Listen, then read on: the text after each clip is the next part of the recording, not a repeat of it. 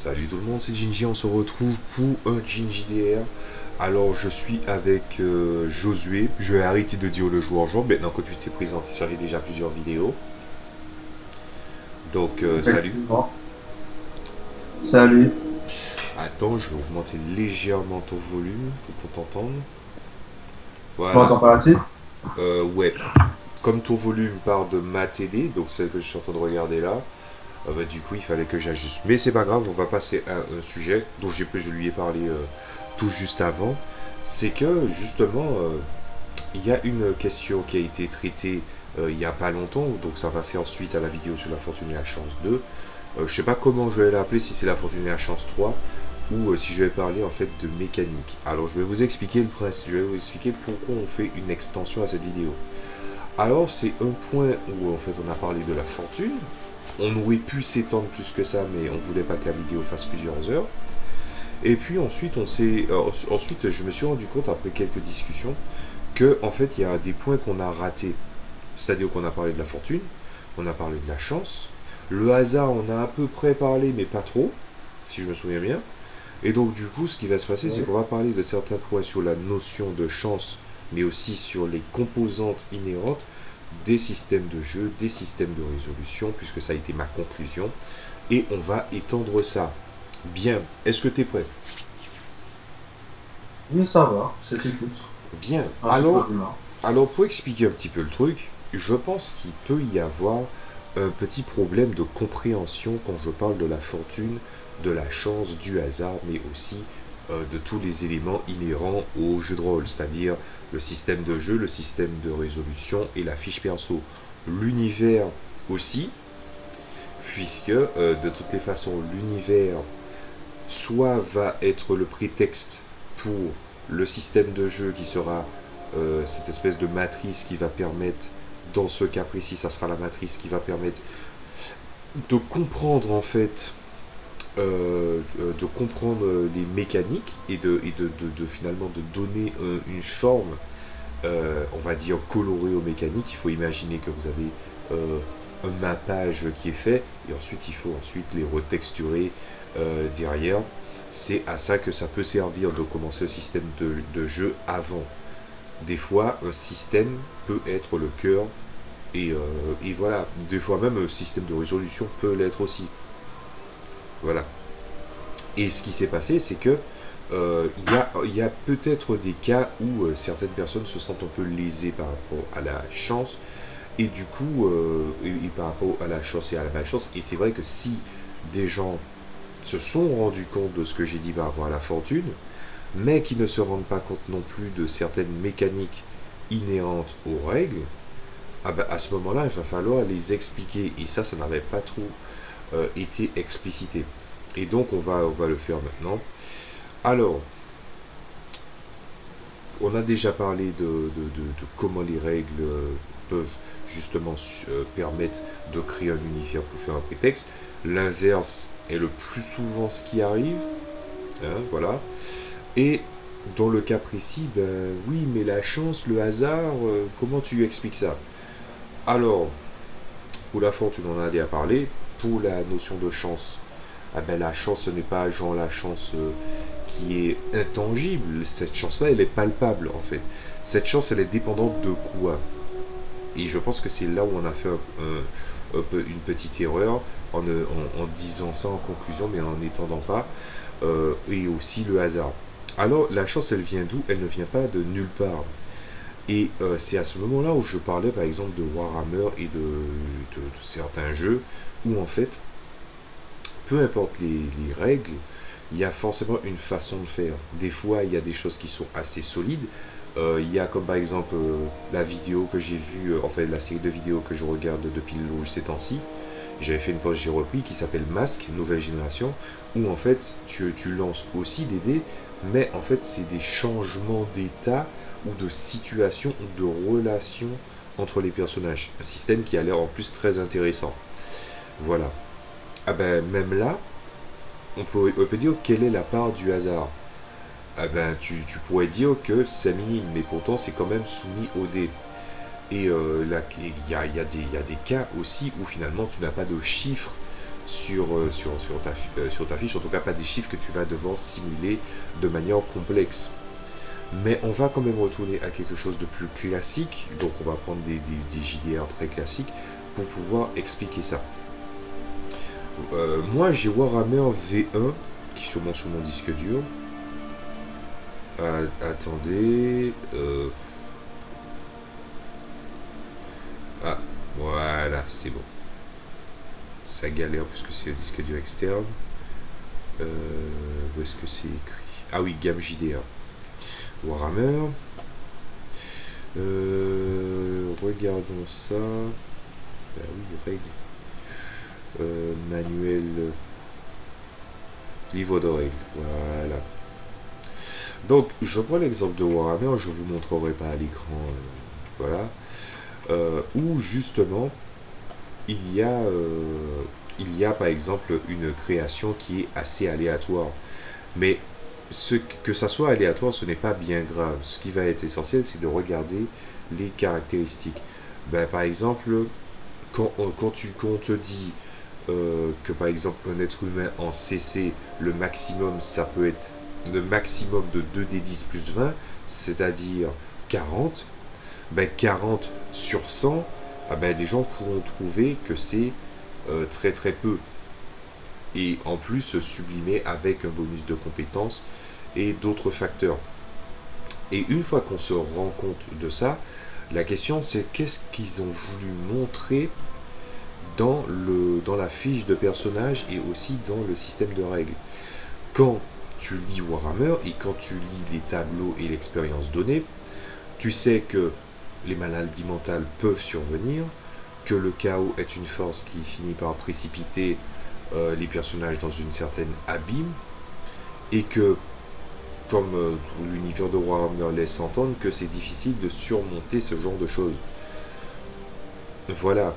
Le chaos, intrinsèquement, est mauvais dans l'univers de Warhammer, même si des gens viendront me dire le contraire, dans la vaste majorité des cas, il est présenté comme tel. Voilà.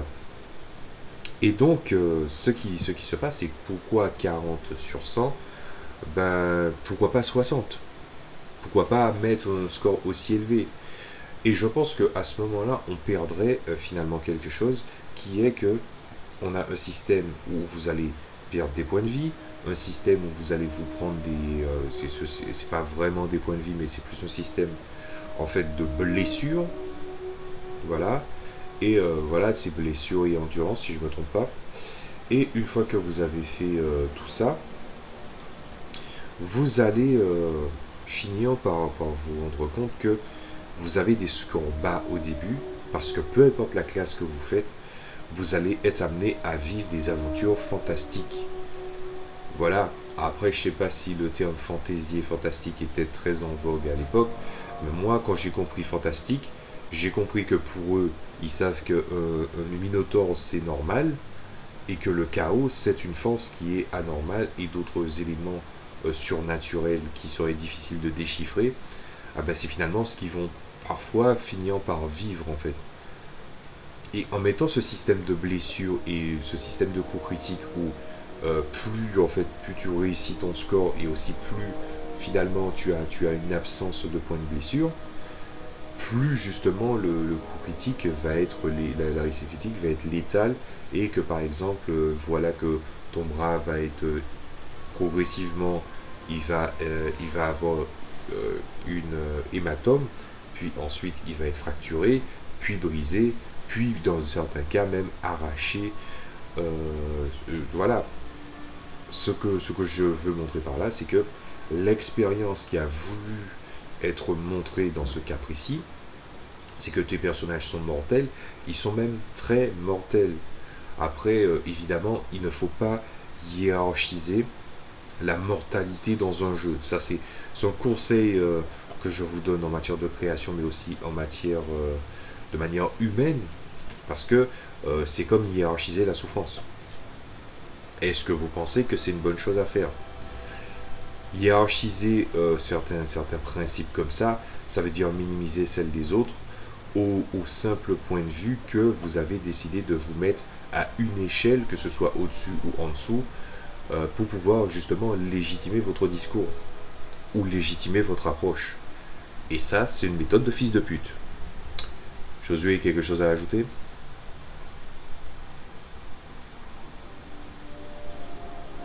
Non, pour l'instant, non, c'est rien à rajouter. Donc voilà. Donc c'était un exemple que je donnais parmi tant d'autres, évidemment. D'ailleurs, je vais faire les PDF. Quand un jeu de rôle est créé, la question, c'est la question qui vient dans la tête des gens, et j'en ai déjà parlé parce que oui, mais on est là pour voir un univers. Ouais, en con, mais bon, on va passer. Évidemment que tu vas présenter des fois un univers, des fois tu vas juste présenter un système. Par exemple, j'ai le W système de luxe que je vais pas montrer parce que j'en ai marre de le montrer. Voilà. Non, j'ai pas marre. C'est juste que voilà, j'ai pas envie de le montrer. Du coup, ce qui va se passer, c'est qu'il y a il y a des systèmes de jeux de rôle qui seront génériques, qui permettront de se superposer à pas mal de choses, mais le fait qu'on te vende un univers, c'est une grosse connerie. Voilà. Mais pourtant, la première chose que les gens vont faire, et je les ai vus, hein, les pseudo-créateurs de jeux de rôle en herbe, qui vont te dire oui, mais je vais créer mon univers, tout ça, et en plus ils utilisent des principes, ils ne savent même pas distiller leurs influences, mais ils veulent te présenter leur univers. Et en tant qu'artiste, je peux pas leur dire ne le faites pas. Mais par contre, je peux leur dire faites-le bien. Ça, bon, Josué était d'accord sur ça, au moins. Oui, il n'y a pas de fait. Oui, je suis d'accord à ce niveau-là. Il n'y a pas de débat. Ah, Il y a des tas de jeux de rôle, comme je l'ai dit dans l'épisode précédent. Il y a des tas de jeux de rôle sur le marché. Il faut que quand la personne regarde ton truc, il faut que tu sois fier, à moins que tu sois un escroc. Sauf que je vais vous donner une explication. Hein. Il existe des escrocs. Il existe des escrocs incompétents. Et il existe des incompétents. Ne soyez pas un escroc et ne soyez pas un escroc incompétent. Josué sait très bien de quoi je parle. Les gars qui essaient de trouver des vieilles combines à la con pour essayer de faire le plus de fric possible, et avant même qu'ils aient fini, soit ils sont démotivés, soit finalement ils se rendent compte en regardant les choses en face, et surtout que des gens leur ont dit que ce qu'ils font c'est de la merde, et que du coup, non seulement il ne risque pas d'être très vendable, mais qu'en plus de ça, il vient de montrer à quel point il est pas crédible. Et là, je parle pas en tant qu'artiste, parce que est-ce que le jeu de rôle est un art? Ceci est une vaste question, et je vais pas me dire par défaut oui. Parce que ça serait très facile de dire oui, en fait. Mais, dans le cas précis, c'est chiant. Donc, Josué, est-ce que tu as vu de quoi je voulais parler? je commence doucement à comprendre, effectivement. Ah ben, c'était ciblé, monsieur. C'était ciblé, tu le sais. Voilà. C'est pas de la méchanceté gratuite. C'est vrai, il y a des gens qui se disent, je vais faire ça parce que c'est facile. Si c'était si facile, comment se fait-il qu'il y a des tas de gens qui ne sortent pas leur système? Par exemple, aux États-Unis, tu sais qu'il y a un site où ils font des systèmes de JDR gratuits ou des JDR gratuits et ils les distribuent. J'ai oublié le nom. Mais il y a des trucs qui font ça. Pourquoi ils décident de ne pas l'éditer ou de se risquer à faire de l'auto-édition, par exemple? Alors que l'auto-édition est de plus en plus facile de nos jours. C'est vrai. Ben voilà. C'est parce qu'encore une fois, il y a des branleurs et des escrocs et des machins. Mais, dans l'ensemble, il y a des gens qui, dans ces sites-là, parce que quand j'ai dit il y a des voleurs, il y a des escrocs, je ne te parle pas des gens qui font des trucs, qui les mettent sur les sites gratuitement. Non, la plupart du temps, les systèmes, ils sont très bien. J'en ai entendu beaucoup de bien. Mais, il y a quand même des escrocs du game, et que vouloir dire je fais un jeu de rôle pour présenter un univers, mon gars, si tu avais un univers si solide que ça, tu sais très bien que le truc, c'est que pourquoi on va avoir cette question-là. Parce que je pense que ça fait partie aussi du problème. Pourquoi les gens préfèrent la plupart du temps, quand ils ont un univers, leur premier réflexe quand ils découvrent le jeu de rôle, c'est je veux l'adapter en jeu de rôle. C'est parce que l'interactivité donne une meilleure connexion que si tu devais présenter un livre.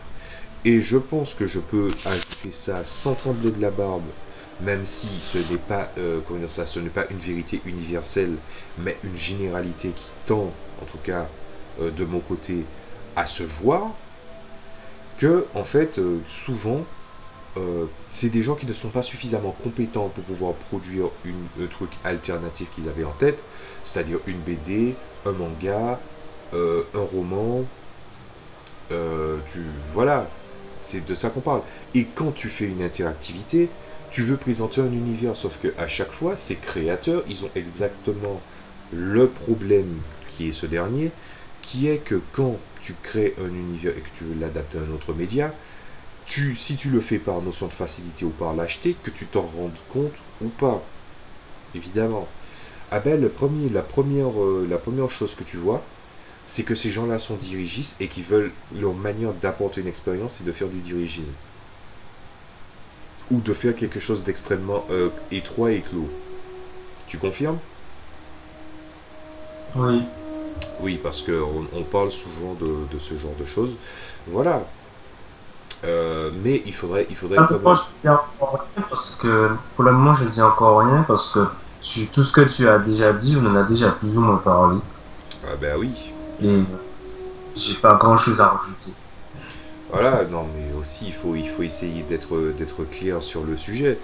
Je ne dis pas ça dans le but que les gens qui décident soudainement d'adapter un univers arrêtent de le faire. Mais au moins qu'ils se rendent compte d'où est le problème. Et à ce moment-là, il y a encore un autre facteur, et ce facteur-là, il me fait mourir de rire. Parce que ça, je l'ai entendu il y a très longtemps, mais c'est quelque chose qui n'a pas tellement changé. Quand je dis il n'a pas tellement changé, c'est pas que l'opinion des personnes ont changé, mais plutôt que c'est un truc que j'entends de plus en plus dans certaines bouches, parce que de plus en plus, il y a des nouveaux rôlistes qui arrivent, surtout du côté francophone, et de plus en plus, il y a des gens qui viennent qui te sortent.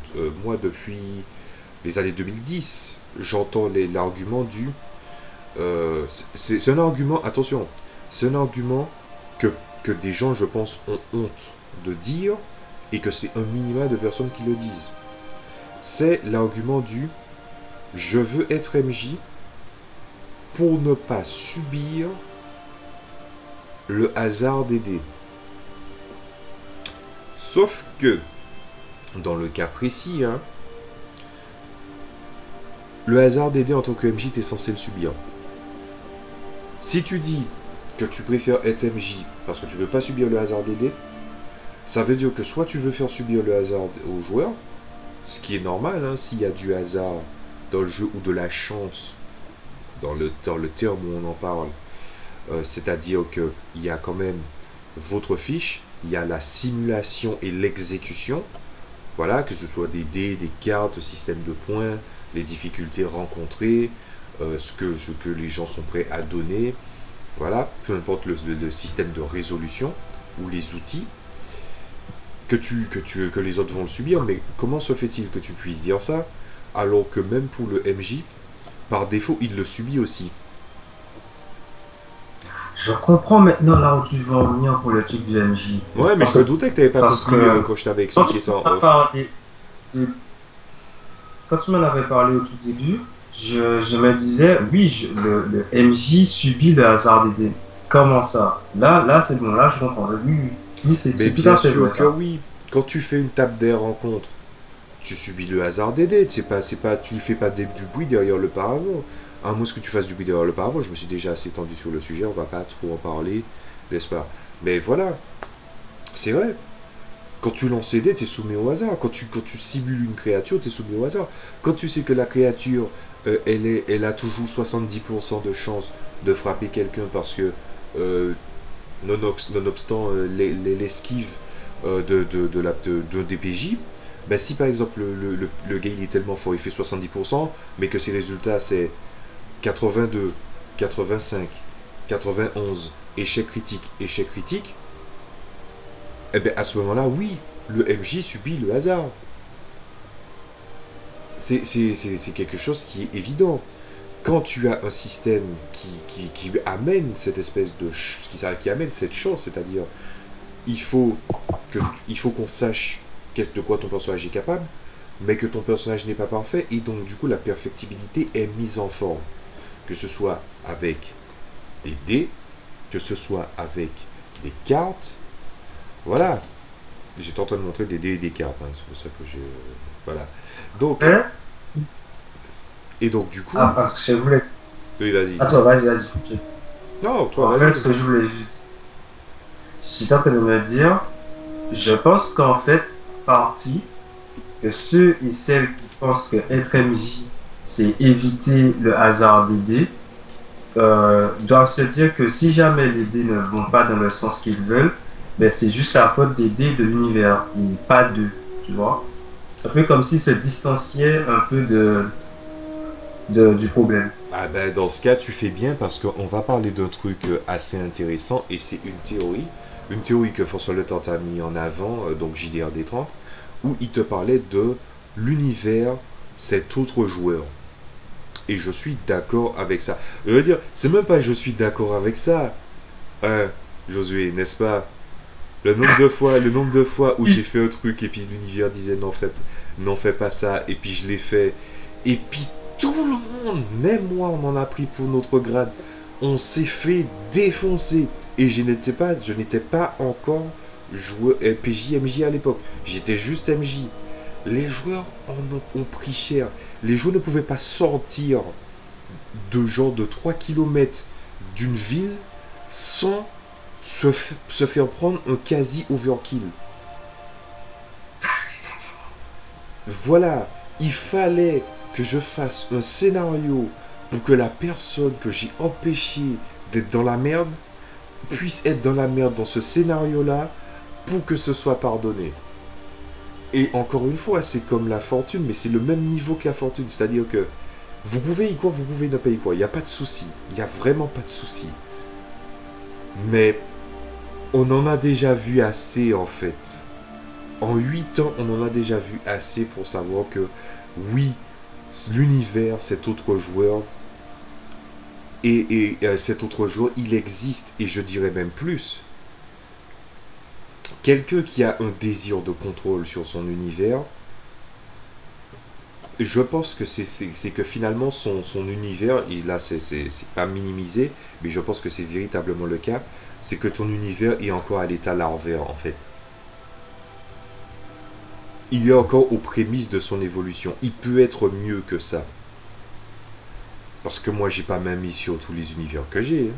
J'ai des bases, c'est moi qui fais des bases, des fondements, il y a des choses qui s'ajoutent, il y a des choses que j'ajoute et que j'essaie de les abriquer de façon logique. Voilà, c'est vraiment comment dire ça, quand je vous explique que quand je m'assois et que je visualise mes personnages et puis que j'ai une discussion avec eux, voilà, comme si je méditais, c'est valable pour l'univers aussi, hein. Voilà. Et des fois même, il suffit juste que je me pose la question, je me dis, mais qu'est-ce qui se passe à cet endroit-là, bien précis, à cette date? Et du coup, je vois ce qui s'y passe. Et c'est pas moi qui l'imagine, hein. Le truc, c'est limpide. Vous voyez, il n'y a pas de translation. Vous voyez ce que je veux dire? Donc, en fait, accuser, c'est finalement ce qu'on disait au troisième tiers de la vidéo sur la fortune et la chance. C'est que il y a toujours cette tentative de dédouaner, la plupart du temps, de se dédouaner et de vouloir mettre une responsabilité sur le truc. Et encore une fois, la question n'est pas de se poser, je pense qu'il est plus que temps qu'on sorte cette vidéo de l'arpenteur holistique numéro 1, les vidéos de l'arpenteur holistique numéro 1, c'est, il faut pas se poser la question de pourquoi on échoue en fait. On échoue parce que vous aviez un score qui est selon le système de jeu, soit en une phase, soit en deux phases. Donc la phase, c'est la phase de résolution. Par exemple, je vais devoir y expliquer ça rapidement. Par exemple, quand on dit en une phase, c'est par exemple, je vous dis, allez, votre personnage, il a par exemple un score de 80 en mental. Et que cet onde mental, il a une réussite qui est, en fait, une cible qui est automatique, mais que par contre, il y a la sauvegarde qui est finalement l'opposition de la volonté de quelqu'un, et que tu mets -30, et que tu dois lancer 50%. tu finis le jet, tu lances le jet et tu le résous, hein, parce que tu ne peux pas dire il y a un pourcentage et que, comme on avait vu la dernière fois, hein, quand on lance les dés, en fait, on ne joue pas. Il faut un exécutable. Donc quand tu lances les dés, c'est un exécutable, tu es en train de jouer en fait. Tu es en train de montrer à quel point ton personnage a de la volonté. Ou si tu es de l'autre côté, tu es en train d'exercer ta puissance sur autrui. C'est ça, en fait. Et de l'autre côté, tu as celui en deux phases, c'est-à-dire que par exemple c'était 1 à 80, donc le gars il fait 1 à 80, et donc il lance les dés. Et ensuite, tu as l'autre joueur qui avait 1 à 30% qui doit faire le jet pour le résoudre. Donc, un doit le faire pour le réussir. Sauf que si on parle de l'exemple que j'ai donné avant, c'est-à-dire que la réussite est instantanée, ça voudrait dire que, par exemple, même si c'est en deux phases, la première phase est réussie automatiquement, ce qui veut dire qu'elle est ni éligible à une réussite critique, ni éligible à un échec critique. Et à ce moment-là, dans cet exemple, vous prenez l'autre gars qui est en face qui avait 30 de volonté, ben, comment fait-on pour savoir si finalement sa volonté est suffisante? Ah ben, la question c'est qu'il faut jouer, je lance les dés, ça a fait 10, et voilà, il s'en est sorti. Pourquoi? Parce qu'en fait, il a fait vivre son personnage et il a surmonté l'adversité qui subséquemment était là. Voilà, je pense qu'on peut essayer d'étendre ça un peu plus loin, mais quand on parle de chance, on parle de l'expérience que le jeu de rôle veut vous donner. Donc, est-ce que vous êtes quelqu'un de puissant? Est-ce que vous êtes quelqu'un dans la moyenne? Est-ce que vous êtes quelqu'un dans... par exemple, Josué, tu as joué à mon troisième JDR. Donc, les Royaumes des Lestat. Ben, par exemple, tu prends ce JDR-là. Quand tu regardes bien, le système te montre que même si quand le système et la fiche perso et même la création de personnage te montre que au début, dans l'expérience, toutes les races commencent avec un niveau de caractéristique qui est le maximum théorique c'est 30. Tout le monde commence entre 13 et 18 de caractéristiques. C'est-à-dire que les caractéristiques dans lesquelles ils sont faibles, c'est 13, dans lesquelles ils sont dans la moyenne, ils sont 15, et dans lesquelles ils sont doués au début, c'est 18. Tout en sachant que les résolutions se font sur 30. Mais que le système lui-même du jeu permet en fait que, quoi qu'il arrive, avec les dés qui sont lancés, que finalement tu as plus de chances de réussir, parce que de toutes les façons, si tu lances par exemple 3d10, bah les 3d10, tu sais que le minimum c'est 3, c'est pas 1, c'est pas possible. Sauf dans des cas précis, où tu dois lancer des jets pour essayer de soustraire certains résultats. Ben voilà, dans ce cas-là, ce qui vient à se passer, c'est que en fait, tu as plus de chances de réussir que d'échouer. Parce que tu es légèrement au-dessus de la moyenne. Et que tu as plus de chances de faire des scores bas que des scores élevés. En fait. Voilà. Je vois où tu vas. Et du coup, c'est une expérience. Mais le but de cette expérience-là, est-ce que c'est spécialement de montrer que tout le monde est fort dans cet univers? Toi qui es mort plusieurs fois, t'as bien vu que même en ayant mis ça, t'es mort pour plein de raisons. Des fois, ça n'était pas dû au dé. Des fois, c'était dû au dé. Oui, vas-y. Dans ce jeu-là, ce que j'avais surtout remarqué, c'est que la chance, en fait, je dirais que la chance était moins importante dans ce jeu-là, mais c'était pas ce qui te permettait le plus souvent de t'en sortir. En fait, c'était surtout tes décisions. En fait, je dirais ça comme ça. Voilà, c'est ça. La question, c'est pas pourquoi tu sais pas seulement pourquoi tu lances les dés. La question, c'est tu lances les dés, tu lances les dés avec justement quelle intention par rapport à la situation. Les personnages, quand tu crées un personnage, vous avez deux personnes à la table qui jouent la même race, vous avez les mêmes stats. Sauf si y a une différence entre les personnages masculins et féminins, c'est pas toutes les races qui l'ont. Mais à chaque fois, c'est toujours le même principe. Même si le système il est accessible, parce que évidemment je vais pas expliquer tout le système, mais même si le système il est accessible, ça veut dire que le potentiel d'à peu près tout le monde est différent, surtout que dans ce jeu-là, tu ne joues pas un héros, tu joues un individu, c'est-à-dire que si tu décides d'être fermier qui vit dans cet univers avec une géopolitique qui est assez instable et des phénomènes magiques et spéciaux et même mystiques qui sont là, tu es un fermier, ça veut dire que tu as fait des choses pour aller dans ce sens. Et que si tu commences, Mhm. bah, tu seras quelque dans la norme, et après tu vas essayer d'évoluer. Ou bien par exemple, tu peux par exemple passer du mec qui est finalement infirmier, et puis après il se rend compte que la guerre arrive à ses portes, il a dû, en fait lui-même qui n'avait pas une volonté de combattre, a finalement tué quelqu'un avec sa faux, parce que et c'était sa seule arme qu'il avait à disposition, et c'était de la légitime défense, et que quand il a vu que ses champs commençaient à brûler, le mec il a dit non mais ça va bien 2 minutes, il a décidé d'aller à la caserne, il s'entraîne, il rentre dans une armée, et à ce moment-là, il commence à s'entraîner pour être un guerrier. Par exemple, c'est une histoire, il y a plein, enfin, je parle de mon troisième JDR assez rapidement, mais il y a, finalement, c'est pas un jeu où tu racontes tant. J'avais pas envie de faire un jeu où tu racontes l'histoire de héros, c'est que tu es dans un monde tellement spécial que d'une race à l'autre, il n'y a pas de. Si vous voulez, il n'y a pas. L'anthropomorphisme est vraiment pas trop présent en fait. Il y a quand même des trucs auxquels tu t'accroches, mais le minimum pour qu'un être humain puisse apprécier la race, un être humain, la personne qui joue. Mais en fait, l'histoire, c'est de vraiment raconter histoires de personnes qui vivent dans ce monde-là avec ces nombreuses appréhensions, mais aussi ces nombreux espoirs. Voilà. Et pour ça, le système et la base fait que tout le monde a finalement un score qui est quand même assez intéressant. Et de l'autre côté, que je pense que tu l'as vu aussi, que un paysan peut battre un guerrier entraîné depuis des années et des années, même si le mec il est en armure. Voilà. Oui. Est-ce que c'est tendu au système de jeu le système de résolution qui est bien ficelé? On pourrait dire oui. Est-ce que c'est finalement le système de jeu et l'expérience que j'ai voulu apporter qui fait ça?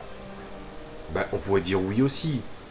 Mais la question qui est à se poser, c'est que quand vous faites jouer à cette expérience-là, c'est-à-dire l'expérience que j'ai voulu montrer, comment sont les personnes de l'univers et quelle est l'échelle de comparaison entre eux, s'il y a une échelle de comparaison. Ou bien, dans le cas précis, quel est le mode de vie que votre personnage a choisi et peut-il s'y fier? Parce que dans certains jeux, oui, vous êtes des héros, et puis à côté, vous avez des métiers. Tout en sachant qu'il y a des choses qui ne sont pas compatibles. Par exemple, je vois mal quelqu'un qui a profession soldat, et puis en fait, il ne rejoint pas les rangs. Pourquoi serait-il... j'ai regardé ça par rapport à Pathfinder. Quand j'ai fait l'affiche quand j'ai fait l'affiche pour l'essentiel des joueurs. C'est-à-dire que on te dit oui, mais comme métier, tu peux être ça, ça, ça. Ouais, mais le plus souvent, tes personnages sont à l'aventure. Ils sont pas dans un endroit fixe. Pourtant, ils ont une profession. Voilà. Donc, la question qui se pose toujours quand tu finis par bricoler quelque chose,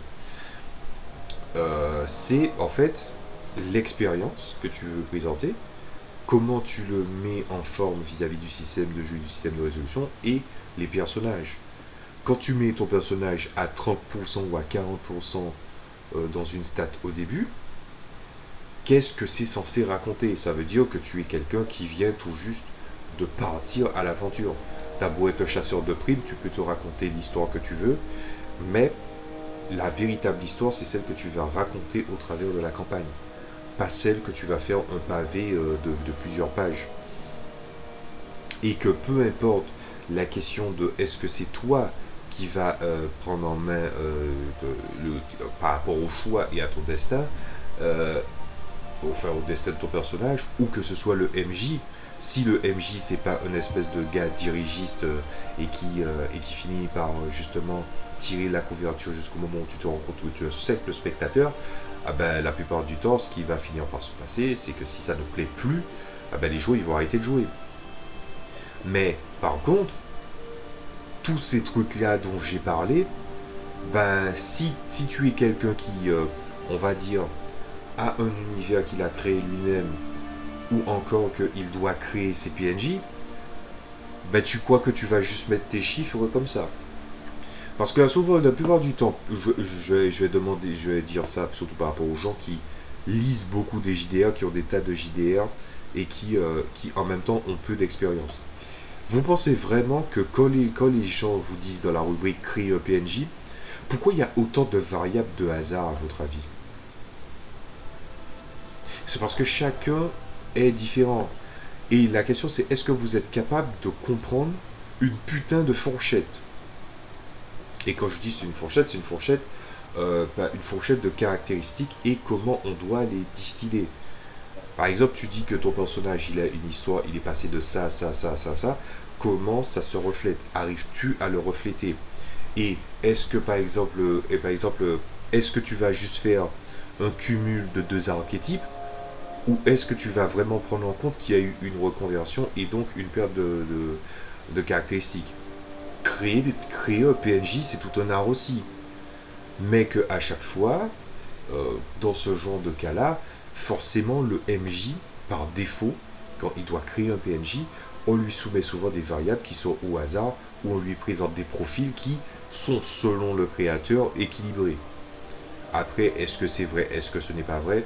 Je pense que les créateurs de jeux sont plus adroits pour créer les PNJ que pour donner des options de création aux joueurs. Surtout que le profil de création d'un PNJ et d'un joueur peuvent différer. Donc, tout ce que j'ai voulu dire par rapport à ça, c'est que le MJ aussi est soumis, si les joueurs sont soumis au hasard parce que c'est le système qui veut ça, ah ben, d'après toi, si le système a été fait, par exemple, si le système est fait au dé, tu penses vraiment que le MJ ne va pas lancer de dé? Ah ben non, c'est le même tarif pour tout le monde.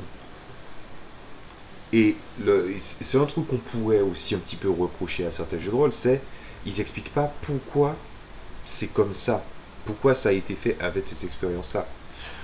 Peut-être aussi qu'ils n'ont pas envie de montrer finalement les ingrédients de leur recette.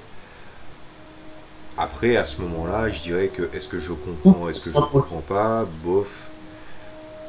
Ou qu'ils sont mauvais pédagogues dans le sens qu'ils ne savent pas spécialement comment expliquer. Oui, mais quand tu crées un JDR, tu ne le fais pas de la majorité du temps, Josué, tu ne le fais pas seul. Oui. Voilà. Donc il y a forcément quelqu'un dans le tas qui devrait être pédagogue. Parce que par exemple, admettons, tu fais un jeu, et du coup, forcément, tu as des testeurs. Tu as des gens autour, des relecteurs, des trucs comme ça. Même des gens qui t'aident à la création. Il faut qu'au moins un soit pédagogue. Parce que s'il n'y a pas de pédagogue, sa façon d'écrire le JDR va être assez brouillon. Et à ce moment-là, c'est même pas la peine de se poser la question de si les gens liront en entier. Voilà.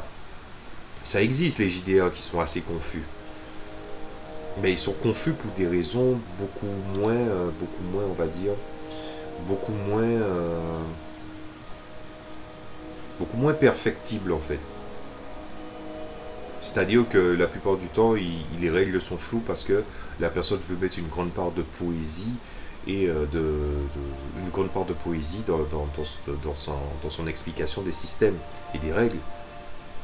Voilà. Après, il faut trouver un juste milieu.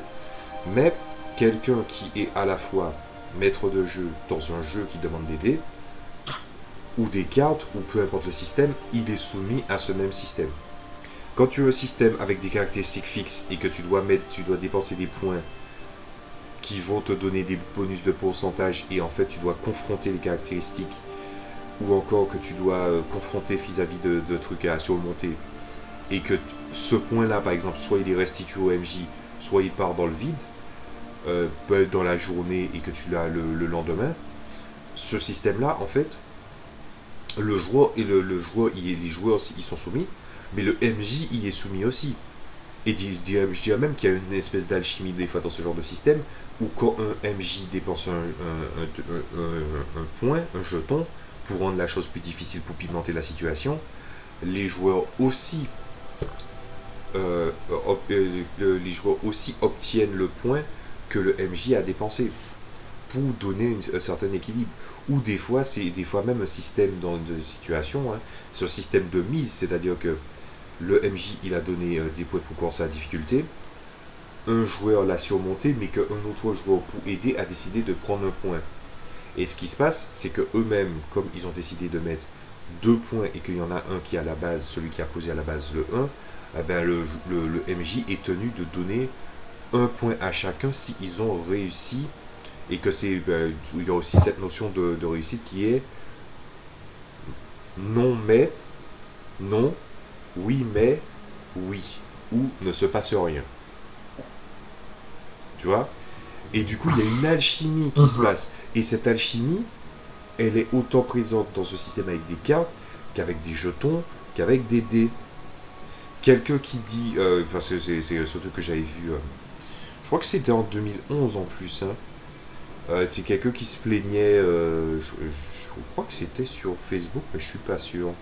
C'est quelqu'un qui disait non mais en fait, si je dois jouer à un jeu, je veux pas être joueur, bon après il y a le truc de oui je veux faire souffrir les joueurs.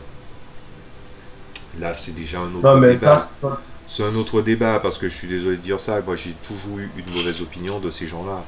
Je vous crache à la gueule. Je le dis. Voilà, je suis salé. Là, d'habitude, je suis en Gingy Leader, donc normalement, je suis censé être en mode pédagogue. Mais je vous crache à la gueule. Non, vous êtes là pour simuler un univers. Vous êtes là pour faire vibrer l'adversité pour que ce soit un défi intéressant. Et que vous aussi, si vous devez mettre des éléments à vous, votre but n'est pas d'écraser les joueurs. Vous devez vous amuser avec eux, pas à leurs dépens. Voilà, c'est même pas. Tu vois, en fait, imagine, tu fais un contrat social, ben, tu vois qu'il y a une partie en italique qui est en grisé et qui est en filigrane. Il est déjà sur ta fiche de contrat social. Pourquoi? Parce que le jeu de rôle est une activité qui est évidemment sociale et que même dans des jeux où il y a des défis, il faut faire les défis intelligemment. Qui a le plus de ressources? Le MJ ou le joueur? Toujours le MJ. Donc à ce moment-là, fais pas ta pute. Voilà. Est-ce que tu as quelque chose à rajouter après ça? Non, moi ce que je voulais juste dire, c'est qu'il y a des gens qui veulent jouer dans ce style-là. Bah, en fait, au final, la seule chose qu'ils vont récolter, mais c'est des joueurs mécontents qui vont vouloir quitter la table. Parce qu'au final, en fait, leur objectif, c'est pas de jouer avec un groupe, c'est de jou- C'est passer un c'est moment ensemble. uniquement leur plaisir personnel. Bah oui. Et des fois même, c'est vrai qu'on n'en parle pas assez, et même moi je n'en parle pas assez. Mais un des trucs aussi, c'est que des fois les gens veulent créer des personnages pour que tout leur groupe, avec ces personnages-là et pas d'autres, ils veulent avancer ensemble. Même si ça peut être difficile parce qu'il y en a qui peuvent crever, ben si de base tu fais tout pour qu'ils crèvent alors que leur but c'est que je veux raconter une histoire avec mon personnage là et avec tous les personnages qui sont autour d'eux, tous ceux des joueurs, c'est un objectif. Et je dirais même c'est un très très bon objectif. Ça empêche les gros conflits à la table. Voilà. Est-ce qu'il y a quelque chose qu'on devrait rajouter après tout ça? Parce que là, je veux vraiment essayer de faire le truc. Et on est à 43 minutes 35 secondes. Euh, de mon point de vue, qu'est-ce que je pourrais dire de plus que ça? Ça serait peut-être d'expliquer. Là, on a expliqué pourquoi ça fonctionne, pourquoi il y a le hasard, la fortune et la chance. Bah, évidemment, il y a des choses que tu ne réussis pas. Il y a des joueurs. Pour te donner un exemple, hein, puisque Andrew, ben, vous l'avez, euh, vous l'avez sûrement, il est venu en live une fois, donc je peux me permettre de parler de lui, qui est quelqu'un à ma table. Il y a des parties où il ne réussit pas un seul jet, hein, et pourtant son score est élevé. Voilà. Encore récemment, je crois que c'était arrivé. C'est-à-dire qu'il lance les dés, il a des scores des fois élevés, mais il se fait rétamer. Il se fait rétamer parce qu'il échoue souvent. Après, évidemment, il ne reste pas dans le côté ah oui, mais pourquoi ça n'arrive qu'à moi? Bon, si, il le dit. Mais en fait, il ne reste pas longtemps dans ça. Parce que finalement, il y a des moments où c'est ton jour, il y a des moments où c'est pas ton jour, hein.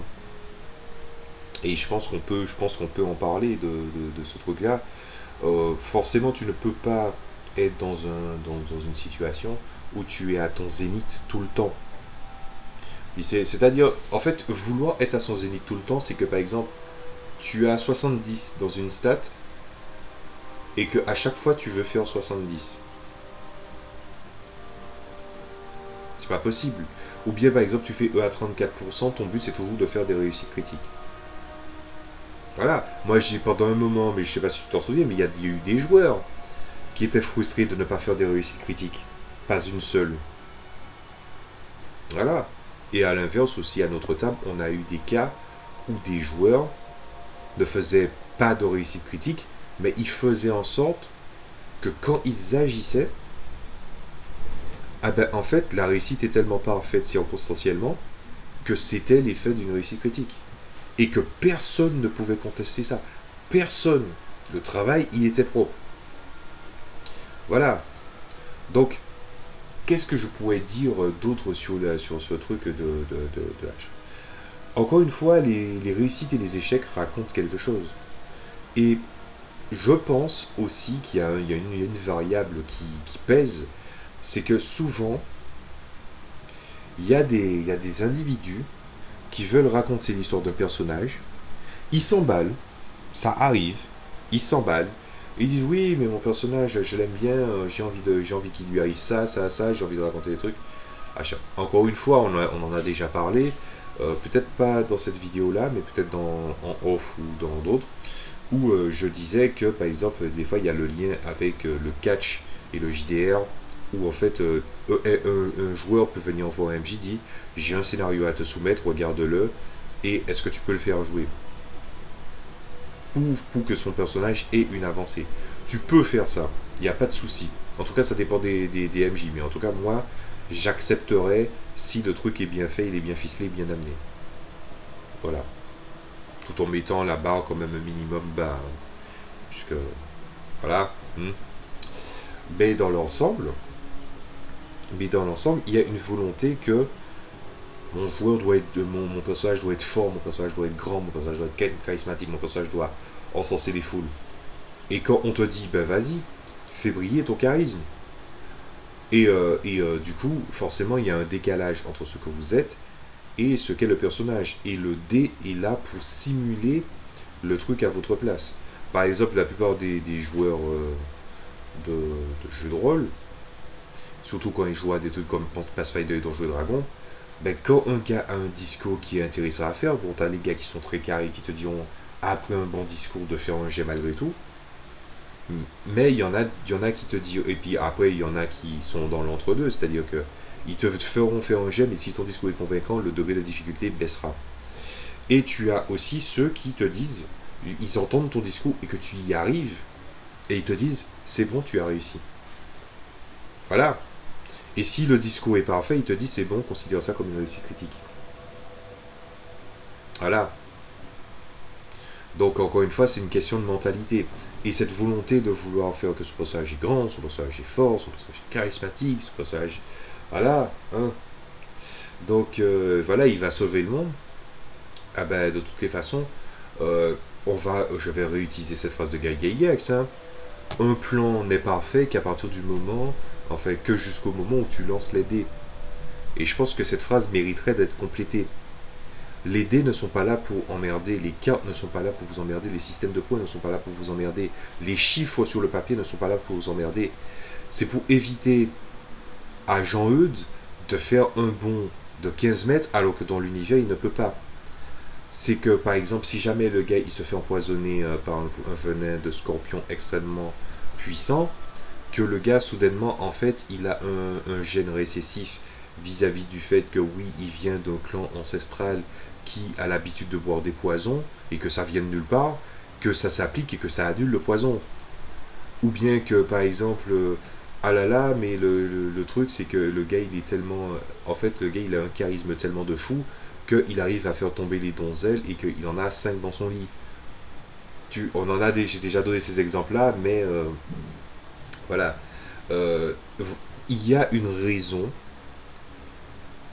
qui est assez évidente de pourquoi les choses sont simulés par des systèmes de résolution, et non pas juste que les actes se remplissent par la parole. Voilà. Et le truc, c'est que est-ce que ça vous plairait de faire 6 heures? Je te pose la question, Josué. Moi, ma réponse, elle est toute faite. Mais est-ce que ça te plairait de faire comment dire ça, une partie de JDR, enfin même pendant un mois, tu fais une partie de JDR, et une fois par semaine, bah, tu fais une partie de JDR, et pendant 6 heures de jeu, tu ne fais que, je te dis, tous tes jets sont réussis. Est-ce que ça te plairait, ça? Que peu importe ce que tu demandes, tu y arrives. Bah, en fait, dans ce cas, le dîner sert plus à rien, en fait. Du coup, autant que Non, mais c'est même pas une question ça d'utilité. devient. C'est même pas une question d'utilité des dés. J'ai même pas cité les dés. Je t'ai pas posé la question par rapport aux dés. Je t'ai pas posé la question par rapport à un système de résolution. Je t'ai dit, est-ce que ça te plairait qu'on fasse une partie des parties de JDR pendant un mois, ou que pendant 6 heures de jeu où on joue, ou tu me dis tu fais quelque chose et je te dis tu le réussis. Et que je ne fais juste que raconter Non. tes réussites. Je vais m'ennuyer. Je Ben vais voilà. m'ennuyer, je vais pas pouvoir. Ben voilà, et c'est pas seulement une question de challenge, hein. C'est pas, et c'est ça aussi qu'il faut dire. C'est pas seulement une question de challenge. Des gens, et ça arrive, on en a parlé un peu légèrement dans la vidéo précédente, il y a des gens qui veulent avoir une prise parfaite sur leur personnage. Et c'est souvent des gens qui n'ont pas une prise générale sur leur vie. Mais je pense en même temps aussi que, je pense aussi en quelque part que, je vais pas parler au nom de leur grand destin de mon cul, de la ligne, de la ligne qu'ils sont censés construire, qu'on appelle le destin. Mais je pense que le destin leur crache à la gueule, parce que justement, ils veulent essayer de tout contrôler en fait. Sauf que moi j'ai appris un truc quand tu veux tout contrôler. Quand tu veux tout contrôler, et ça je parle pas du hasard, je te parle pas des règles, je te parle des règles de vie en fait. Quand tu veux tout contrôler, tout ce que tu fais, et certaines choses qui sont en fait qui ne relèvent pas de choses factuelles, mais émotionnelles et spirituelles, perdent de leur substance. Quand tu veux essayer de te fixer à tout prix un boulot que tu n'aimes pas,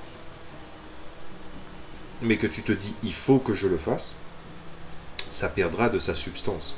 Quand tu te retrouveras avec ta copine et que tu veux pas que ta copine fréquente par exemple des amis à elle qui sont des garçons, eh ben, à ce moment-là, votre relation et votre confiance perdra de sa substance. À chaque fois que tu vas te dire, en fait, tu vas peindre un tableau en blanc et tu vas mettre un point rouge au milieu, tu vas dire que ce symbole-là est un symbole de la froideur humaine et de l'indifférence de la mort, et que aucun code, aucun langage du bien commun, en fait, de la vision commune humaine, de la conscience collective ne montrera ça, et que tu veux essayer de faire le forcing en disant oui, c'est ce que mon œuvre raconte, et peu importe ce que vous racontez, ce que vous en pensez, je m'en fous, ton œuvre perdra de sa substance. Il y a une notion qu'on nous a emmerdé pas mal de temps dans notre école d'art à Josué et à moi, c'est la notion d'altérité, le rapport à l'autre. Et l'autre, dans le jeu de rôle, ça ne veut pas seulement dire le MJ, ça ne veut pas seulement dire les joueurs, ça veut dire l'univers, ça veut dire le système de jeu, ça veut dire le système de résolution, ça veut dire votre personnage, et ça veut dire les fiches qu'ils ont dessus. Enfin, les fiches qui sont rattachées à ton personnage. Ah là là, mais ton personnage, il est à moins 4 en modificateur d'intelligence sur Pathfinder. Mais ton personnage dans sa façon de s'exprimer, quand toi tu le fais, il a un langage assez fleuri. Pourquoi en fait tu veux essayer de montrer que ton personnage est intelligent alors qu'en caractéristique, ton personnage n'est pas intelligent? Ou que quand le personnage a beaucoup de sagesse, eh ben, tu ne prends pas le temps de réfléchir et de faire preuve de bon sens. C'est pour ça que les systèmes comme Pathfinder, des fois, je me dis, c'est pas pour le problème. Pathfinder a bien des systèmes, hein, mais qu'il y a des gens il y a des fois où quand tu regardes des fois des actual plays qui tournent autour de Donjons et Dragons de Pathfinder, je les trouve des fois insipides. C'est parce que les caracs disent quelque chose. Tu peux mettre en rôle, tu peux mettre un rôle sur ces caracs-là. C'est-à-dire que si ton personnage n'est pas fort, ben, tu dois montrer qu'il n'est pas fort, même si ça veut dire que tu... Prenons un exemple. J'ai un personnage que je joue là en ce moment, qui n'est pas si fort dans Pathfinder. Ben, par exemple, si à un moment les autres joueurs ils galèrent à faire quelque chose et qu'ils doivent pousser un truc, ben, mon personnage va essayer de pousser, même si elle sait qu'elle n'a pas beaucoup de force pour ça. Tu vois? Et de la même façon que si jamais il y a des choses qui relèvent de la sagesse et qu'un personnage est en proie au doute, ah ben, à ce moment-là, pour essayer de réconforter un personnage, ben, elle va essayer de le faire. Et je pense que il y a pas mal d'autres éléments dont on pourrait parler dans le jeu de rôle, mais ce que je veux surtout dire à la fin, et je pense que ça sera une de mes conclusions, c'est que il faut aussi comprendre que tu ne peux pas avoir un contrôle sur tout. La question c'est, est-ce que tu es en paix avec ton personnage? Est-ce que tu es en paix avec l'univers que tu es en train de jouer? Est-ce que tu es aligné dessus? Est-ce que tu comprends le système de jeu? Est-ce que tu comprends le système de résolution? Est-ce que tu comprends ta fiche? Arrives-tu à interpréter ce qu'il y a sur ta fiche? Et ça, c'est une question qui est très importante. J'ai un joueur qui a l'essai. Je lui dis, regarde ta fiche. Il me dit, oui, mais je regarde ma fiche tout le temps. Donc, bon, je vais pas vous mentir, je ne le crois pas. Voilà, c'est dit. S'il le voit, il le sait maintenant. Je ne le crois pas. Parce que, quand tu regardes ta fiche, et que tu me dis... quand je lui pose des questions sur des éléments qui viennent de son personnage, et que je dois le vérifier, mais qui dit, oui, mais c'est bon, mais il connaît, mais oui, non, mais oui... C'est un John. Je ne sais pas si vous connaissez le monde de la compétition Smash Bros. Il y avait un gars qui, quand il faisait des compétitions, c'était le gars avec la plus grande mauvaise foi du monde. Et sa mauvaise foi est tellement devenue légendaire qu'en fait, on ne dit pas arrête de chercher des excuses, on te dit no John. Voilà. Et je pense que quand tu commences à faire le tour et que tu dois lire ta fiche, il y a des fois où tu ne comprends pas ce qu'il y a sur ta fiche. Et c'est à ce moment-là où le MJ est censé t'aider. Si tu lui poses des bonnes questions. Après, il y a quand même la gêne de oui, mais il y a des tas de trucs que je ne comprends pas et je ne veux pas faire chier mon MJ tout le temps. Je pense qu'au contraire, que c'est à ce moment-là où tu dois le faire chier parce que c'est un principe aussi que les gens n'ont pas compris. Ceux qui veulent pas montrer des formes de faiblesse, qui font partie de ces gens aussi, qui veulent toujours avoir un contrôle sur leur personnage, on est d'accord. C'est ce qu'on avait dit la dernière fois, et aussi dans la prise ratée, Josué, sur la vidéo et la fortune et la chance 2. C'est que c'est toujours le même genre de personnage. C'est des gens qui veulent avoir une mainmise sur ce qu'ils font, un contrôle total, mais à ce moment-là, quand vous ne savez pas faire quelque chose, vous ne voulez pas admettre que vous ne savez pas faire quelque chose. Et c'est à ce moment-là qu'il faut emmerder la personne, le maître de jeu, ou le créateur du jeu, s'il est aussi le créateur du jeu. Parce que si vous ne le faites pas maintenant, c'est en pleine partie que vos lacunes vont se ressentir, et ça va casser l'immersion, ça va casser le rythme de la partie, et à ce moment-là, ça sera une gêne autant pour vous que pour les autres. Voilà. Donc, une fois que, franchement, essayez de discuter aussi pour essayer de comprendre la fiche. Parce que, j'ai parlé du joueur en question, hein, mais par exemple, ça fait un moment, je lui dis, qu'est-ce que tu as compris de la fiche que je t'ai donnée puisque je lui ai donné une fiche bien précise, je lui ai dit, qu'est-ce que tu comprends de ça? Et il me donne en fait, des trucs généraux, des trucs qui forcément, des trucs qui sont vrais. En fait, c'est comme un effet Barnum, sauf que un effet Barnum qui ne fonctionne sur personne. En gros, l'effet Barnum, c'est que tu dis des tas de choses universellement vraies, comme si c'était de la voyance. Voilà. Et on va dire qu'il est tombé sur un très mauvais candidat, Josué. On est d'accord? Oui, Voilà. Tu voulais dire quelque chose? Non, ce que je disais, c'est que non, mais c'était pas par rapport aux idées. Alors, quand tu m'as parlé de l'effet Barnum, je disais que je connaissais parce que justement beaucoup de gens disent ça pour l'astrologie, tout ça. Mais l'astrologie, c'est de C'est-à-dire que l'effet. Attention, hein. Je te l'ai dit, moi en matière d'ésotérique, je m'y connais beaucoup, tu le sais. Voilà. J'en parle pas ici parce que c'est pas le but et c'est pas le but de ma chaîne. Tu sais très bien qu'il y a des tas de choses que je suis capable de faire et aussi des tas de choses que je sais. Et tu as bien vu que l'astrologie, je suis assez catégorique là-dessus. On peut dire que c'est de l'effet Barnum, hein, mais c'est vraiment des trucs débiles à la con. Hein. Et ça va même plus loin que ça. Mais on va pas en parler tout de suite. Si tu veux, on en parlera lors d'une soirée. On va discuter, machin. Pas tout de suite en tout cas. T'avais autre chose à dire? non, ça va. En message, je continue à t'écouter. Hein. Bien. Ben dans ce cas, on va conclure puisqu'on est déjà à 1h59. Bon. Donc je pense qu'on a le but ici, la conclusion ici. Je pense que je peux essayer de faire cette thèse, mais je pense qu'il ne faut pas que je fasse de cette thèse. Il faut tout simplement que je vous explique les choses d'être humain à être humain. Perdre le contrôle, alors qu'on ne le veut pas, c'est toujours dérangeant, peu importe la personne. Pour plein de raisons, hein, mais c'est dérangeant.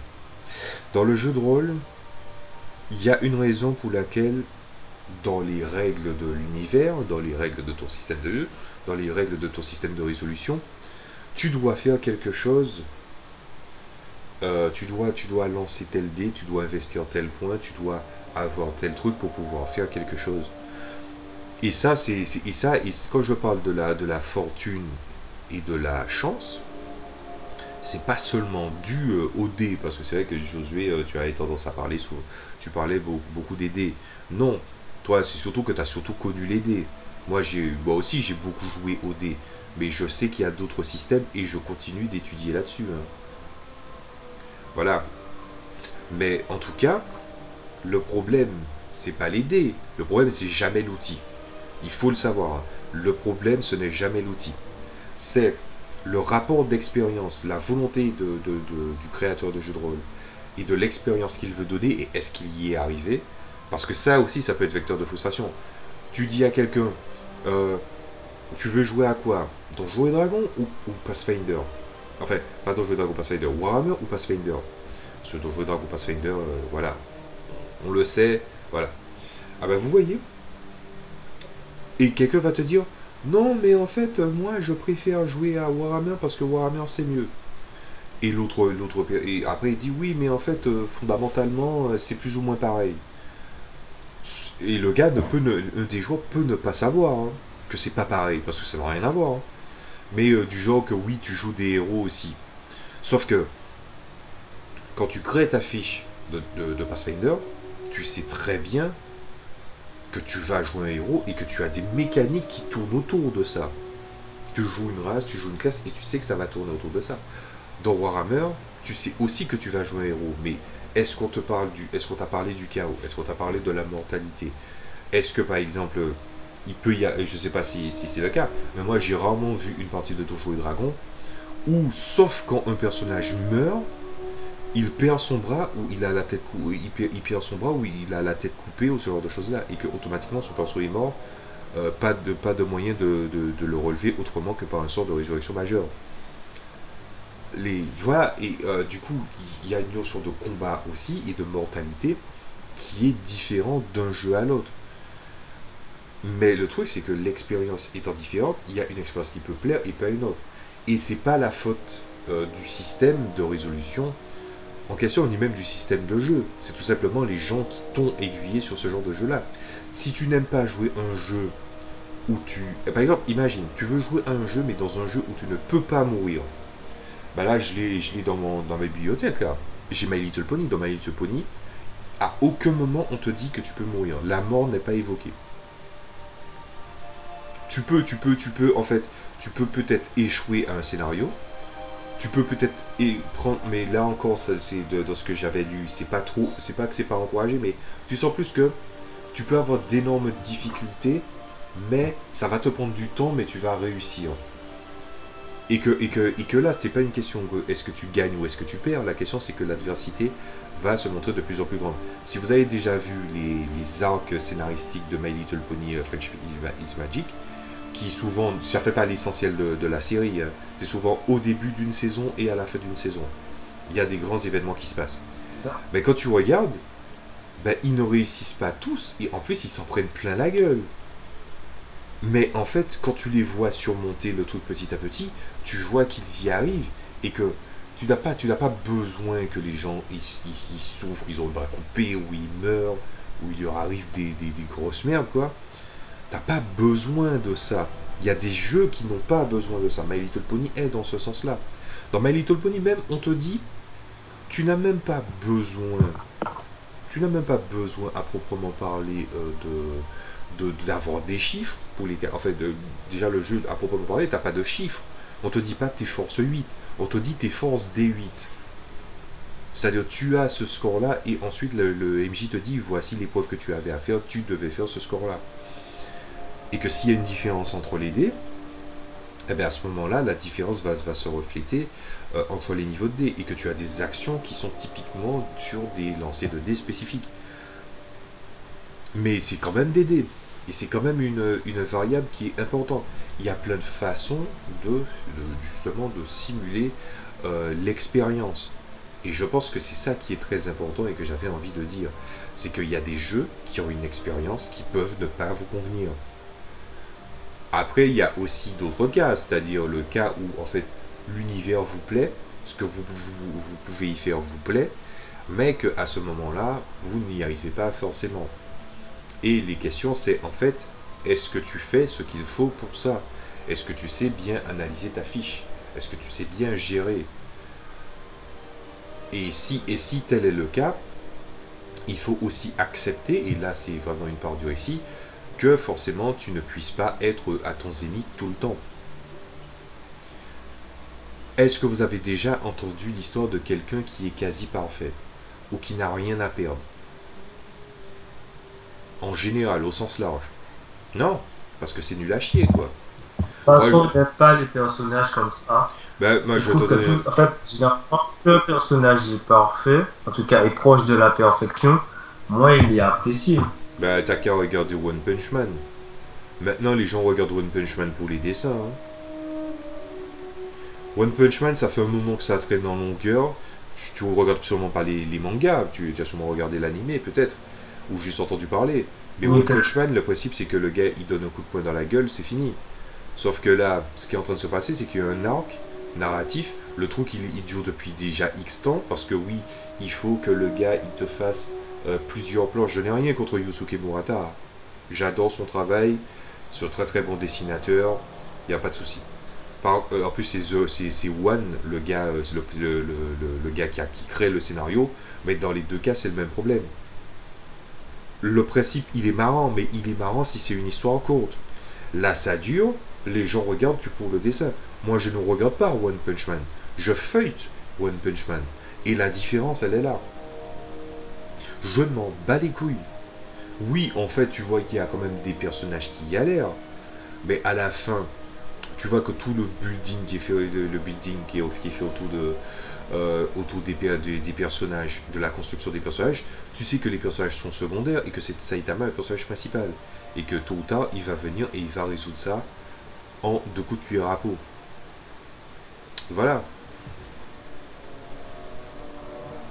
C'est ça. Donc, ce que j'avais à dire, c'est on peut pas avoir le contrôle sur tout. On peut pas avoir le contrôle sur tout. Il y a une notion d'expérience en matière de jeu. Il y a des jeux qui vont vous plaire, il y a des jeux qui ne vont pas vous plaire. Et ça, il faut aussi savoir le décoder. Il faut savoir décoder le système de jeu, le système de résolution et le système, voilà, l'univers, pour voir si ça vous convient. Il faut savoir endurer les moments d'échec quand il y en a. Et en même temps aussi, il faut aussi avoir une certaine en fait appréciation vis-à-vis de l'univers. Parce que vous n'y croyez pas. Moi, j'ai fait suffisamment j'ai suffisamment d'univers différents. Il y a suffisamment de jeux que je fais jouer pour savoir que l'univers c'est un joueur qui existe et que quitte à ce que vous ne compreniez, vous ne croyez pas que cet univers existe, essayez de comprendre que l'univers a des règles et que vos personnages sont soumis aux règles et que ce n'est pas tant un problème de comment dire ça, ce n'est pas tant un problème que l'univers veut vous imposer d'être nul ou faible, mais plutôt que justement votre personnage il est en train de passer une mauvaise passe et que ça c'est en train de raconter quelque chose. Voilà, ce n'est pas de la négativité pour de la négativité. Il y a encore un dernier point dont je pourrais parler aussi. Évidemment, ça serait le fait que oui, en fait, est-ce que j'arrive à bien monter mon personnage ou pas? Question qui est aussi pas très... je pense que tous ceux qui jouent à Donjons et Dragons au sens large le savent, cette règle-là. C'est-à-dire, est-ce que j'ai bien monté mon perso? Surtout Pathfinder version 1 qui est très centré sur l'optimisation. Est-ce que j'ai fait le bon choix? Par exemple, dans Warhammer version 1, par exemple, s'il faut faire une autre comparaison, dans Warhammer, tu peux être mendiant au début parce que c'est tiré au hasard, mais tu peux passer par plusieurs trucs et puis après tu dis je fais une reconversion. Et tout le bagage que tu as eu, tu le gardes en fait. Et c'est ça qui fait le cœur du jeu. En fait, dans Warhammer, ce qui est intéressant, c'est que en fait, il y a des personnages, les personnages qui vivent longtemps, sont des personnages qui ont déjà beaucoup vécu, qui ont des blessures un peu partout, et qui savent que le monde n'est pas sucré. Mais en même temps, ils portent totalement les bagages de ce qu'ils ont. Et du coup, ça ne pose pas de problème au vu du système de résolution et du système de règles. Par contre, est-ce que j'ai bien monté mon perso? C'est une bonne question. Voilà. Après, il y a aussi évidemment la dernière notion qui est est-ce que les propos et la vision de l'auteur de l'expérience qu'il veut retransmettre se retransmet bien. Moi, je suis en train de faire jouer pour l'instant Pathfinder où les lanceurs de sorts sont vraiment plus pétés que les non-lanceurs de sorts du coup. Peu importe qu'ils aient des mécaniques très stylées ou très puissantes, les autres. Mais tu te rends compte que ne pas avoir de sort, c'était chiant. Ah ben à ce moment-là, j'ai essayé d'établir des règles pour essayer de régler ça. Donc c'est des fois aussi, il faut savoir parler avec son MJ pour parler de l'expérience et de ce genre de choses-là, pour voir aussi ce qu'il y a à faire. Mais ma conclusion, je pense elle tient dans tout ça en fait. C'est finalement pas mal de petits points. Je considère hein, que c'est des petits points, même si j'ai parlé de beaucoup de choses. Je considère que c'est des petits points parce que de toutes les façons, je pense que en matière pour sublimer justement les personnages, c'est surtout quand ils ont des choses à perdre.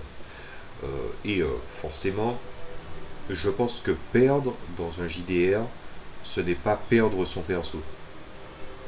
Pour moi, la défaite dans un JDR, c'est pas perdre son perso. C'est que tu t'amuses pas.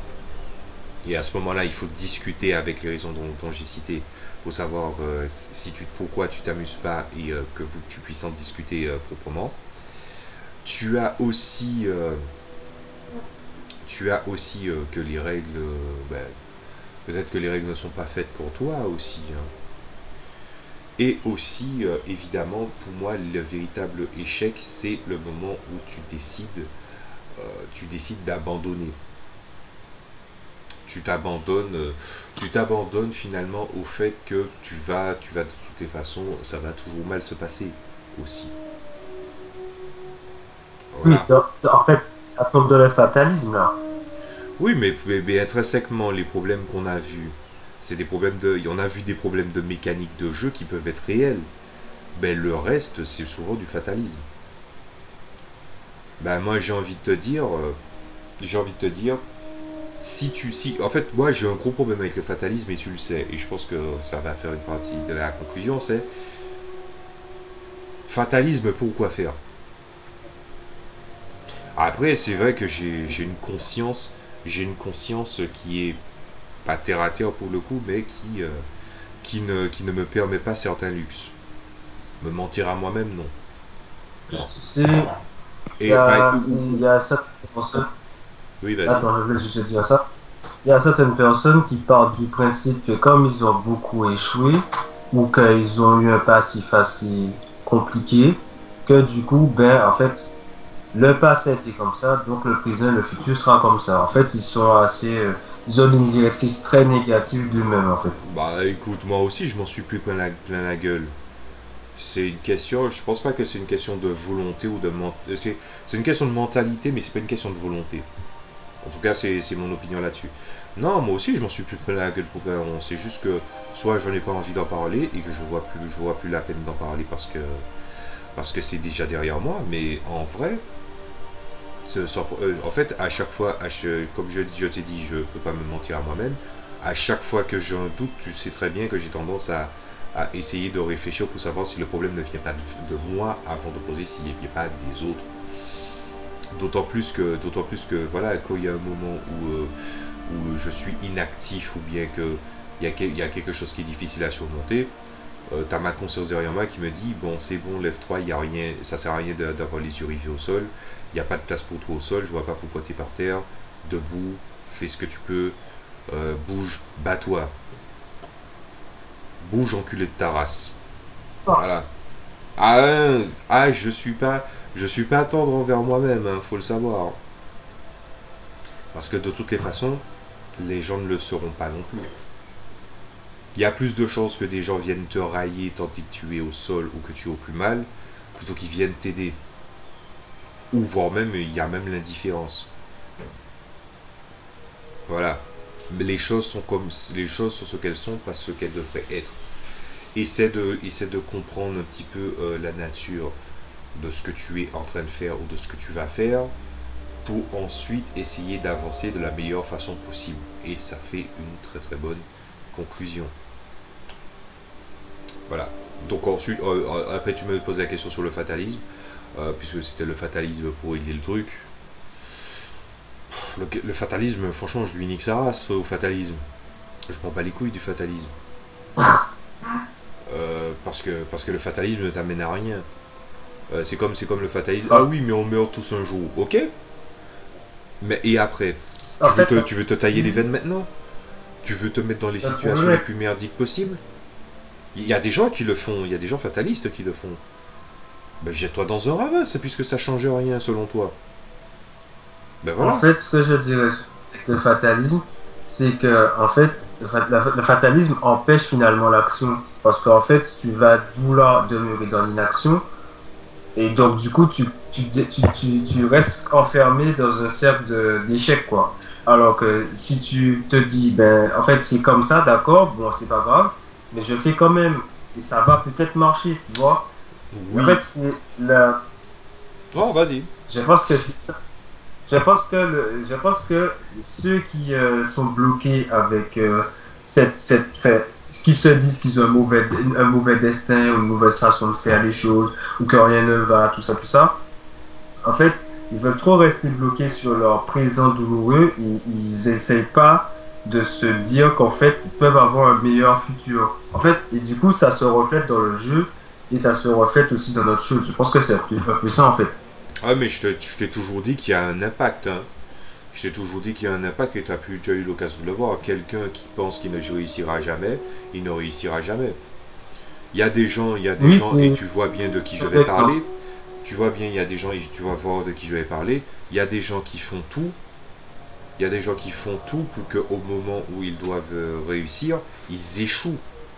Ils échouent parce qu'ils veulent se mettre tous les moyens d'échouer. Parce que si jamais ils venaient à réussir, les gens viendront à avoir une haute opinion d'eux, et ils savent qu'ils n'ont pas déjà une bonne opinion d'eux-mêmes, donc ils font en sorte que les gens n'aient pas une bonne opinion d'eux-mêmes. Voilà. Voilà, Ah, je vois. il y a plein de facteurs, sauf qu'on ne peut pas faire, là, il est 1h19, on ne peut pas faire du développement personnel, Josué. La seule chose que je peux dire, c'est que une des choses qui aide et qui aide vraiment de manière tangible, c'est de comprendre ce que tu joues, de savoir vraiment si c'est fait pour toi ou si c'est ce que tu as envie de jouer. Je te parle pas de l'activité, je parle pas de l'activité du jeu de rôle, je Je parle vraiment du jeu de rôle que tu es en train de jouer instantanément là. Voilà, il faut que tu te poses Ouais. des questions par rapport aux médias que tu es en train de jouer. Par exemple, pourquoi par exemple tu préfères jouer aux dames que préfères jouer au jeu d'échecs? Il y a des gens qui préfèrent jouer aux dames plutôt qu'au jeu d'échecs. Pourquoi tu préfères jouer à... je sais pas moi, pourquoi tu préfères jouer à... Final Fantasy XIV que Star Trek Online? Pourquoi tu préfères jouer à Warframe que Destiny? On va essayer d'expliquer un petit peu deux, trois trucs. Voilà, il y a des raisons pour lesquelles tu fais quelque chose. Après on va finir avec ça vite fait, puisqu'il est 1h20. Enfin, il y a 1h20 de vidéo. Le dernier point que je dirais, c'est que tu disais... comment dire ça? Tu disais que tu parlais de l'inaction. Je pense aussi qu'il faut contraster en disant que il y a des gens qui n'ont pas encore compris cette différence entre prendre la décision de ne rien faire et subir l'inaction. Parce qu'il y a des moments à un instant T où il vaut mieux ne pas agir. Et que tu le sais et que tu prends la décision de le faire. Ne subissez jamais l'inaction. Et si vous bloquez en chemin, regardez, allez en cliché, regardez le chemin par lequel vous êtes passé.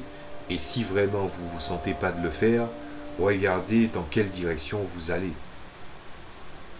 Et c'est le seul conseil ultime qu'on va donner. Sinon, on va partir dans une chaîne secondaire de développement personnel. Et j'ai pas envie. Je dois avouer, je n'ai pas envie de ça. Bref, donc c'était Jinji et Josué pour cette vidéo. Est-ce qu'on doit l'appeler la fortune et la chance 3? On va l'appeler comme ça par Non, ça va facilité. plus loin que ça. Hein. Quoi? Je dis, ça va plus loin que ça. Donc, Ah ben je d'accord, sais on pas va lui quel trouver mot un nom. dire, mais Ah ben on va lui trouver un nom. Donc, bon, je pense qu'on va pas parler de la fortune et de la chance avant un bon moment. En tout cas, je vais pas en parler avant un bon moment. Si ça vous a plu, n'hésitez pas à mettre un pouce en l'air. Si ça vous a pas plu, mettez un pouce en bas. Mais dites pourquoi. S'il y a des gens qui ont trouvé, qui trouvent qu'il y a certains points qui mériteraient d'être éclaircis, n'hésitez pas à le mettre en commentaire. Cette fois-ci, je ne ferai pas une autre vidéo sur si vraiment ça le nécessite. Mais dans l'ensemble, mettez en commentaire ce que vous en avez pensé, ce genre de choses, si vous avez des interrogations et autres. Et puis peut-être aussi, c'est vrai que je ne le dis pas assez, mais des propositions de vidéos aussi, si vous avez des questions sur le jeu de rôle, ce genre de choses-là. Par exemple, on a parlé d'optimisation, de créer un personnage en adéquation avec les mécaniques pour faire le personnage le plus optimisé possible. C'est pas trop ma spécialité, je suis quelqu'un qui joue des personnages surtout pour l'histoire que je veux raconter avec et pas pour son optimisation. Mais après, ça peut être un bon sujet, l'optimisation. En tout cas, moi, j'ai pas envie de la traiter tout de suite, mais pourquoi pas. Et n'hésitez pas à partager, à vous abonner et surtout à mettre la cloche. Étant donné que YouTube, niveau référencement, c'est un peu la dèche. Voilà. Je vous dis à la prochaine fois pour une prochaine vidéo. Bon, là, on a fait la fortune et la chance 2. On a fait celle-là. Ça veut dire que le prochain, ça sera celui de la rétrospective de la tablée. Il était temps. Donc, allez, je vous dis à la prochaine fois. Salut à tous. pas plus.